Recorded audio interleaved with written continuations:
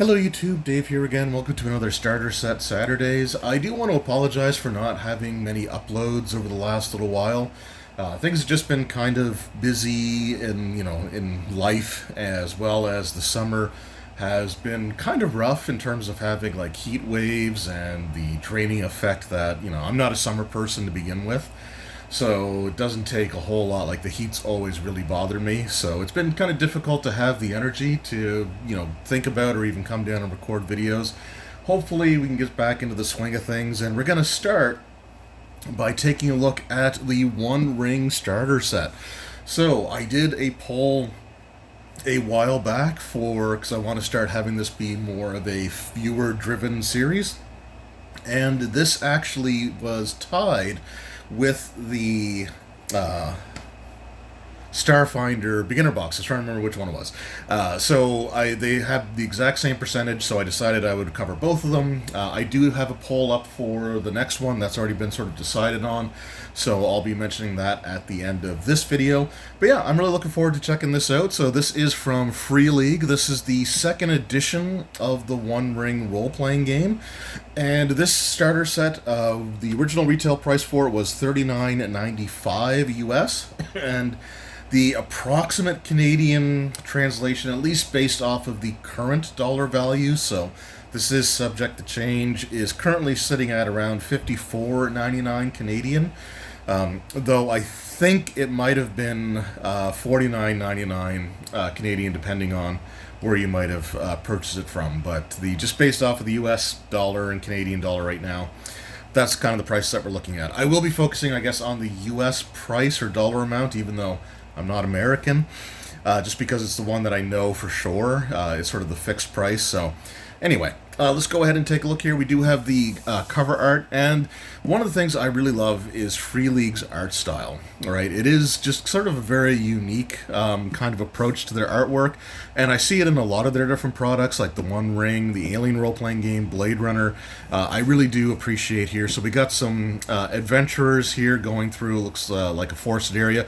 You can see the Shire in the background, which is very appropriate, and we'll sort of touch on that here in a moment. But on the back of the box, we just have the kind of the simple, almost like it was from like the parchment paper from the book that Bilbo was writing, which is sort of the approach that they use overall in their presentation. We do have a depiction of a ring there, and it gives you the breakdown of the contents. So there is a 24-page volume of condensed rules, a 52-page compendium covering the 4 farthings of the Shire, all the way from Greenholm in the west to Buckland and the Old Forest in the east, a 32-page volume containing 5 adventures to play, 8 double-sided pre-generated character sheets, a huge full-color double-sided map showing the Shire and Eredor, 30 war gear cards for weapons and armor, 6 double-sided journey roll and combat stance cards, 2 D12 feat dice, and 6 D6 success dice. So yeah, really, really cool. Now, the first category that we always look at is the physical production quality as well as presentation. I do kind of tie those in together. I'm considering breaking them out into separate categories, but they get covered pretty much at the same time, so I guess, I don't know, maybe I'll keep them as just one. But the production quality is absolutely fantastic. The box is incredibly sturdy. The presentation has some fantastic artwork on the front there. That's something that you would definitely would catch your eye if you were at your local game store. We're not going to take a look at the contents so much right now, but we're just going to go into the quality and presentation. And one of the things that they do that I absolutely love, and I don't have many starter sets that do this, is they actually utilize the insides of the box. So this has essentially some like a Game Master screen type of components on there. So you've got different like dice rolling modifiers, conditions, die roll results, distinctive features, resting, things that can be really handy that you may need to quick reference. And then, if we take a look at the inside of the box bottom, you have another map of the Shire, so just sort of a standalone one. So again, you could have these set up as like a little bit of a screen of sorts, and you've got your map as well as some rules information there. So that is really, really cool. I really, really like the way they've done that. And then as far as the rest of the presentation is concerned, we'll just put some things back here and we'll take a look at them a bit more detail a little bit later. But if you take a look, for example, at the rule book, the presentation for the One Ring role-playing game, the inside of the books are basically done almost as if they are like the entries that Bilbo was writing again in his book. So you kind of got like the sketch-style artwork there, which would look like a something you'd find in like a a book that somebody was like a field guide or whatever that somebody was working on. And yeah, I mean, pretty clean presentation overall. It's not really distracting in any way, and you got that black and white sort of like pencil looking artwork, and I think they do a really good job of it. So for the presentation and production quality side of things, I am really impressed with this, and there's no way I couldn't give this a 9 out of 10. I just absolutely had to give this 9 out of 10. It's, 10 out of 10s are not likely to happen at any point in the series, and I don't want to do too many 9s, although there are some sets that are going to warrant multiple, and that may be the case here as well. But, I mean, just the way that they put this together is absolutely incredible. So, yeah, 9 out of 10 for sure. Now, taking a bit of a closer look at the contents, we do have our dice set. Now, mine are, the D12s are not labeled properly. I am aware of that. This was sent to me by Free League back when this first launched for the purposes of doing, like, I did an unboxing video of it back then. And I do appreciate that, but they sent this to me for free, so I really don't want to pester them to replace the dice for something that they already had sent me as a review copy, so I'm going to keep them as is. There are new starter sets for the One Ring role-playing game and the 5e Lord of the Rings from Free League as well, so I'm sure they'll have the proper dice in there if I really need them. But, again, the dice look really nice. They're kind of stylistic, but they're still easy to read, which is important. We do have our gear cards. I haven't broken them out. I don't really plan on it, but basically you've got like the sketch-style art for, the front of the card showing what the item looks like, and then you have its game mechanics on the other side. Of course, we got our games catalog, and here we've got our combat, basically, stance, and our... what do they call this? I have a really bad short-term memory when it comes to some of this. Journey roll. So the journey roll as well as the combat stance. Now, these cards are really handy. However, these are almost more useful for the full role-playing game than the actual starter set. That's not necessarily a bad thing. Like, it's nice to have some things that really do support the actual, the full rule set and stuff, but I'll explain why, especially this side, is really not as necessary as maybe this one might be, but yeah, but we do have them, and that is included, and that is really cool. We do have our map, and again, it's hard to fit these all on camera here, so we'll just sort of take a bit of a look here. Alright, so I won't be able to get the whole thing at any given time, just the way that my tripod is set up. It's fully extended. I can't get any more appearance out of it, but we got the Shire on the other side. So the Shire is what we'll be using for this scenario, but the main role-playing game just sort of takes place in the, was it Erebor or whatever they call it. So that section, or this map, is again useful more for the final or the full role-playing game than the starter set, but you've got both maps. You've got the one that you'll use in the starter set as well as one that you could be referencing frequently with the role-playing game. We've got 3 books in this starter set. So one of them is our rule booklet, which we've taken a look at already. Then we've got our adventure book with 5 different scenarios to go through. But we also have a setting book for the Shire. So you can actually get a lot more in-depth information on the Shire than what you might normally get in a typical starter set. We do also see some of the full color art that is used sort of at like the ends or beginnings of chapters for the full role-playing game. So there is some color art in here, but the primary artwork in the books are going to be sort of these the sketch styles. And as far as I can tell, it's been a little bit since I've looked at the hardcover, but if you want this kind of extensive information on the Shire, the starter set was the only way to get it. This isn't just copied and pasted from the rule book, so it's kind of cool to see get something kind of exclusive here as far as like a setting information is concerned. So that is really, really cool to see. And then we'll just go and take a look at our pre-gen characters. So we've got them filled out, and again, it's kind of neat. It's designed like somebody actually hand wrote the information here with handwriting that is significantly better than anything I could ever hope to reproduce. And then you get like a little bit of background and personality information on the other side, along with a really good up close or larger version of the character sketch. So we've got Drogo Baggins, we've got Esmeralda Took. And I'm struggling to separate the sheets here. We've got Lobelia. Again, I'm bad at pronouncing names, so just, bear with me here. But Brace Girdle. Paladin Took the Second.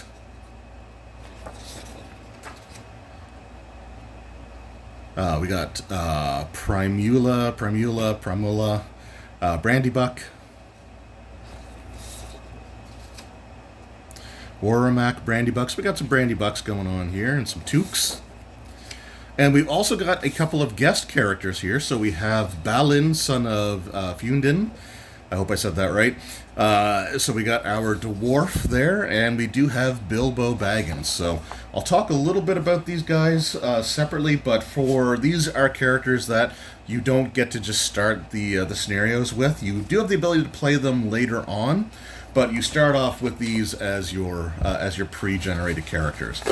Some other things that I really like about the set here is, again, just nice production values, and I know everybody's already talked about that, but you've got a thicker stock for the covers on the books. They are staple bound. But yeah, they got really nice covers. However, the actual Shire book actually has, so I would say it's probably just a glue binding, but it actually has a binding rather than just being stapled, so that's really nice to see. Now let's talk about the rules themselves, the quality of the rules, because that is the next category here. Alright, so here we've got the rule book. So this is a simplified version of the game, so there's not like the full rule set in here, obviously, but you do get enough of the fundamentals and the basics. And unlike when I took a look at the Starfinder starter set, they don't completely alter the way characters are presented, making it more difficult to sort of jump from from the starter set to the full rules. So here, you're getting the regular, the regular character sheets, the regular character builds. The dice rolling options are all properly there. There is one option, or there is something about the combat system which I do wish they would have had a bit more descriptions on, but we'll sort of get to that. But it does give you, like I said, your basic mechanic, which is really simple to use your skills. You get to roll a feat die, which is 1d12, and you also get to roll a number of, I think, what do they call them, success dice? Yeah, they call them success dice. So they're based off of the skill that you're rolling. So let's just say that this character, Drogo, is going to make a heart. Let's just say he's going to make a courtesy roll. So he would roll 1d12, plus he would roll 3d6. And you're looking to equal or exceed your target number here. So on the d12 and the 3d6, if he gets a total of 12 or higher, then he has succeeded on his roll. So it's fairly simple there. I think there are options to gain or remove or to lose dice. Yeah, we got some die roll modifiers there. So if you have a favored roll, you get to favored rolls happen. The player characters have a special affinity for a task. And what do they give you? I think they give you an extra. I think they give you an extra success dice, or they take one away. The sources of ill-favored rolls are indicated on the adventures. When making... Oh, okay, no, I'm sorry. When you have favored or ill-favored, you get to roll your d12. You get to roll an extra d12 and if it's favored, you get to take the higher number, and if it's ill-favored, you get to take the lower number. So I've got too many different RPGs rolling around in my brain right now. I'm running a different bunch of types. I've been looking up a few different types because I want to be running them. So yeah, it's kind of like advantage or disadvantage in 5e, D&D, except instead of d20 rolls, they're d12 rolls. But if you're favored, you get to take the better number. If they're ill-favored, you have to take the lower number. And there are situations that you can get like bonus success dice and stuff like that as well. So you do get a pretty decent representation of the rules here.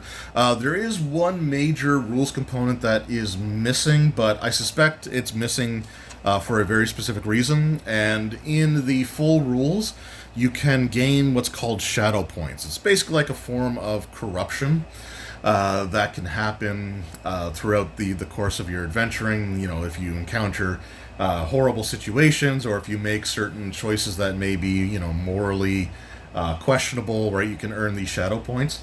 However, they don't exist in the starter set, and I think they chose to make the characters be based as like in the Shire and all be hobbits.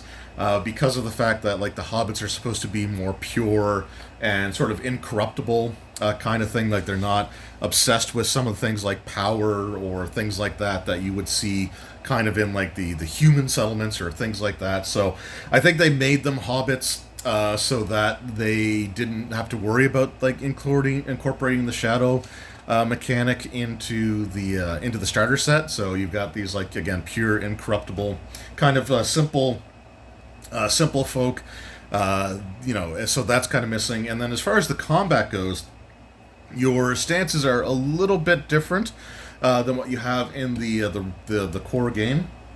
So they do give you these cards here, and it does say that you can use the cards if you want, but I would have liked a bit more explanation for what these do, because you get like a basic thing, but again, I could read these cards as somebody who's got, you know, 26 years of experience running games and playing RPGs to know how to, you know, do these. But if you're a beginner, which is what these sets are partially aimed at, you know, getting is like brand new players, you know, it would have been nice to have had these included as maybe like an advanced option at the back of the book.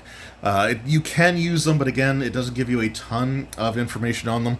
But the default rules only give you the open stance as well as rearward. So you can either be melee or ranged. When combat begins, usually if the two the enemies and the player characters are far enough apart, then characters with ranged weapons can do an opening volley to get a shot off. However, in this version of the game, to use a ranged weapon, you have to have at least two other player characters that are in close quarters combat. It doesn't say, I don't think it says anything about needing to only be able to attack other characters that are using range. It just says at the start of each round, if you're doing range combat, while they're allowed to fight in range combat, only if there are at least two other adventurers fighting in close combat. So I think in the full rules, you can only attack other characters that are also at range. And I believe you have to outnumber them or something, or they have to outnumber you. It's been a little while since I've looked at the core book. I'm not here to talk about the core book. I'm here to talk about the starter set. So you get a little bit more generosity with being able to use ranged weapons. But it is unfortunate that they couldn't include the forward and defensive options and really like explain them well. So like you're just kind of using, like, these cards are really meant for the final role-playing game and not the starter set. You know, it gives you the little blurb that you can use them, but it would have been nice, like I said, to have especially like the defensive option spelled out a bit more for you, again, for beginners. And I do have to look at this as like somebody who's never played an RPG before.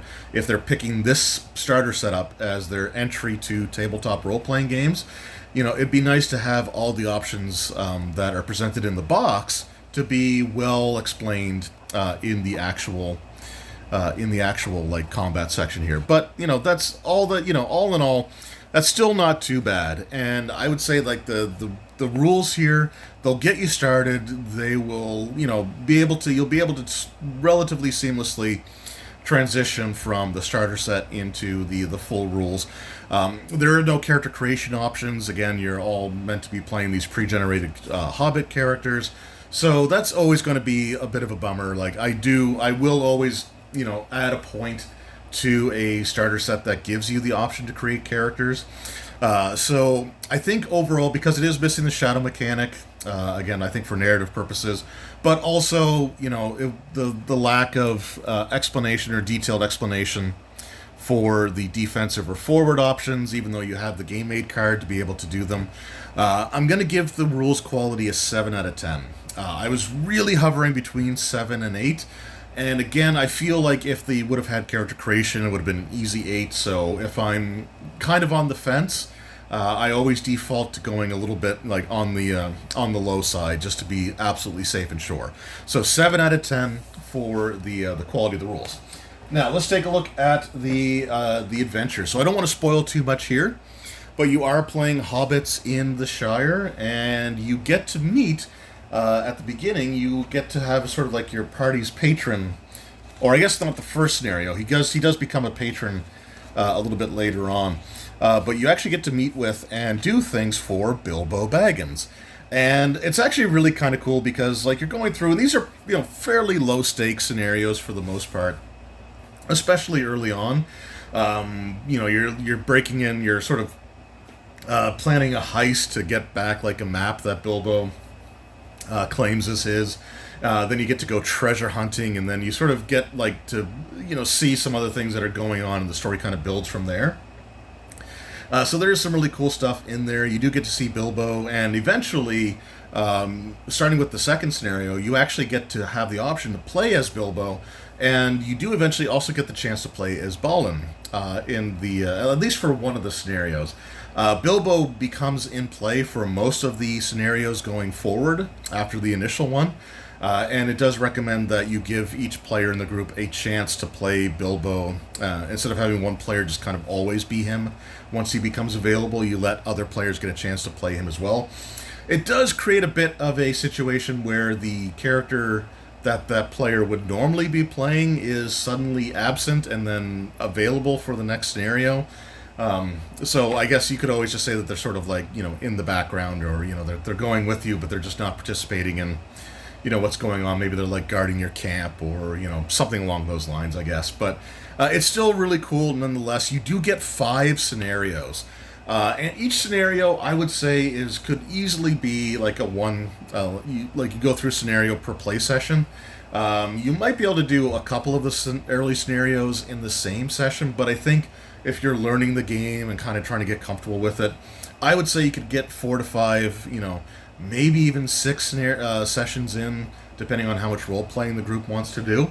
So you're going to get a decent amount of gameplay here. There's other characters from the Lord of the Rings novels and like the Hobbit novels that you'll be able to interact with as well, but I'm not going to spoil any of that here. The adventure is really cool. Like I said, it's a bit low stakes. You are playing hobbits in the Shire after all. But you've got, more scenarios than a lot of other starter sets will have. Many will just have 1, maybe 2, with a few exceptions. So and you do get to play as iconic characters. You get to take turns playing as like an iconic character. And it really does create the sense that like Bilbo is an absolute troublemaker, and this starter set kind of like justifies the way that people kind of talk about him, sort of thing. So I'm going to give the adventure quality, I'm going to give it an 8 out of 10 as well. There's a variety in the things that you do, and just again, 5 scenarios is really, really cool to see. So then the final category is going to be value for your dollar. And this was, again, a $39.95 US dollar set. And, I would be honest, I would say you would get a pretty decent value just based off of, the scenario book, the rule booklet, the double-sided map, the game aid cards for the RPG, the dice, the pre-gen characters, and the fact that the box set has the box itself has some GM screen style information there for you to be able to use, with the map on one and some game mechanic stuff on the other. So I would already, just based on that alone, this would be getting a pretty decent score as far as value for dollar goes. But then you throw in an actual like campaign setting book as well.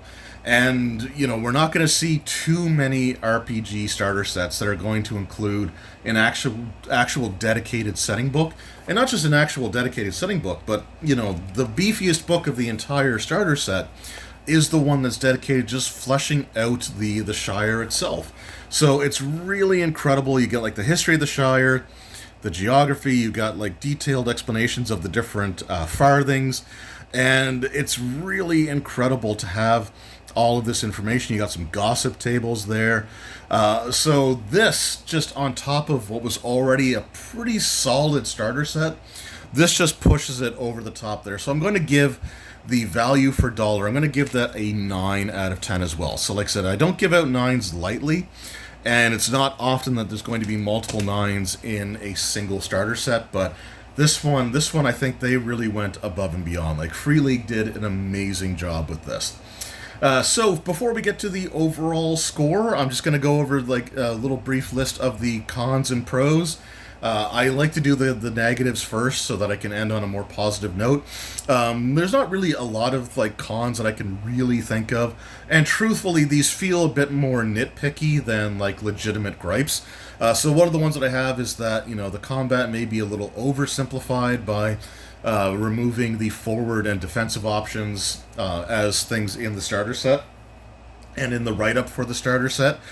You can piece it together if you really wanted to, but it would have been nice if that was in there. So I guess, you know, I consider that a bit of a con. Lack of character creation options, you know, that's going to be a downside in any starter set that I do that doesn't include them. It's not that, you know, they necessarily need it, but, you know, to have more options available are always great. And character creation is a really good way to learn your character sheet. And I feel like that might be sort of an overlooked aspect of most starter sets, really. If you're not creating your character, you're just kind of looking on the starter, like on the character sheet. You know, you'll have access to all the information for sure.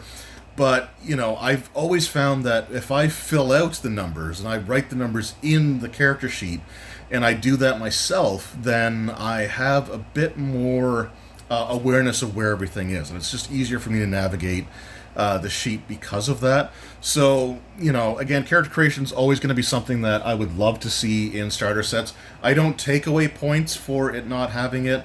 I tend to add a point to the rules section if they have it, but it's something, again, I would have liked to have seen. And the other thing is that, you know, the player characters may not want to be hobbits. You know, they may want something that feels a bit more like, you know, adventure, fantasy type stuff, rather than just being hobbits kind of traipsing around the Shire and, you know, getting into trouble because Bilbo is a bad influence. So there is a new starter set coming out, which I think addresses that particular concern, and I will be doing that video, or that in this series as well. But I mean, again, it's more nitpicky than anything else. As far as the pros are, again, excellent use of the box as a game aid. You know, not every company does that, so it's just a little bit extra that is above and beyond that they really didn't have to do, but it's really incredible to see that they have, and it kind of makes you wish that it would be just like the standard as opposed to like the exception. It does build on the idea, like I said, that Bilbo is a troublemaker, so from like a lore standpoint, with, you know, people thinking that there's just something not right with those Bagginses, you know, this really does go towards reinforcing that idea. You do get a chance to play as Bilbo and Balin as the adventures progress, so again, it's kind of cool to have some of those iconic characters in there. It does include multiple scenarios, so the more scenarios that you get, sort of the more playtime you're likely to have, and there is a variety in what you're doing there as well. And the inclusion of the Shire setting just puts this over the top. So, again, the individual categories were presentation, production quality were 9 out of 10. Rules quality was a 7 out of 10. Adventure quality I did put as an 8 out of 10 for the variety and the, just the sort of the concepts of some of the things that you get to do in there, and the multiple scenarios. And I gave the value for dollar a 9 out of 10 as well. Adding those up and averaging it, this starter set comes to an 8.5 or 8.25, sorry, out of 10. So yeah, the One Ring starter set, really fantastic set. There is a new starter set coming out very soon at the time that I'm recording this video. I'm recording this in early July. I think today is the 10th or 11th. Yeah, today's the 11th. So I think it comes out by the end of the month. So another starter set will be on its way. But if you manage to find this one and you're interested in playing the One Ring role-playing game, this is an absolutely fantastic introduction. And as far as starter sets go, this is a very high bar that is set for many of the other starter sets that we're going to be taking a look at here. So an absolutely fantastic job here. And Free League, again, they're one of my favorite RPG companies out there, and they just continue to blow me away with the dedication and the quality of everything that they put out. They definitely have a passion for the licenses that they go after, and it really does come through and show in what they produce. So there we go. That was the One Ring starter set. I want to thank everybody who voted on the initial poll for this video series. It does mean a lot to me, and I want to thank everybody that voted on the second poll for what's going to be covered next in this series. So we're going to be taking a look at, in the next episode, in a couple of weeks' time, we're going to be taking a look at a Chaosium starter set, and as we take a look at the Pendragon role-playing game. Until then, let me know in the comments below, have you played the One Ring starter set, or have you played the 5th edition Lord of the Rings role-playing game? Because the adventures and the Shire information in the starter set were reproduced as a hardcover book for the 5th edition version of the Lord of the Rings role-playing. So if you played that, let me know what your thoughts were. Let me know what some of your experiences were with the different missions that you were on. Did you guys get to play as Bilbo? Did you get into a lot of trouble with Bilbo? Let me know how all that went in the comments below. Anyway, thank you all so very much for your time. I appreciate it, and we will see you in the next one. Until then, take care.